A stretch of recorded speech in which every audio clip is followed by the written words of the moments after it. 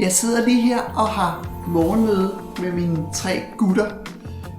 Chat, Claude og Basse. Jeg kalder ham Basse, fordi jeg ser ham lidt som lidt småtyk. Det er ham, der bygger mit website. Og nej, de er ikke til stede. Det er mine 3 AI-folk, som er stået tidligt op for min skyld, og som altid bare er klar til at producere noget. Så nu har vi lige et morgenmøde, hvor vi lige går alle morgenrutinerne igennem, og så skal vi lige se, hvad dagen byder på. Så vi starter lige med at spørge Basse, om han har samlet alle AI-nyhederne fra natten, og indsamlet dem på vores hjemmeside, sådan at vi kan læse de seneste nyheder. Og det svarer han, at det har han gjort. Så er der Claude, har tjekket min kalender, samlet al min kalenderinformation, så jeg kan se, hvad jeg skal i dag, har samlet al min mailinformation fra forskellige mailbokse, forskellige indbakker, så han har samlet overblik, så nu ved jeg præcis, hvad der skal svares på, og han har ovenikøbet fortalt mig, du skal svare på det her, det kræver feedback. Super nemt og super fedt.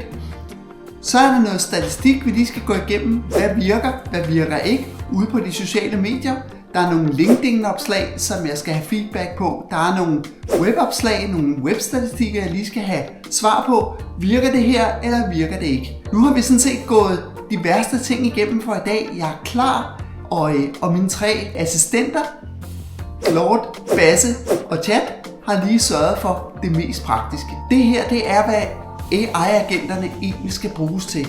De skal bruges til at samle data, drive information ud, som man ellers ville sidde og bruge flere timer på i løbet af formiddagen. Så nu er vi klar til en god dag samlet. Jeg tænker, at jeg nok skal give dem en hel masse opgaver i løbet af dagen. Hvis du også har lyst til at få en god start på din dag, få lært noget mere om, hvordan du konfigurerer sådan nogle AI-assistenter til at arbejde for dig, mens du sover, så kig ind på vores hjemmeside aiforalle.nu. Der kan du finde workshops, du kan finde guides, du kan finde hjælp. Tøv ikke med at række ud til os, hvis du er interesseret i sådan nogle ting. Vi ses i den næste.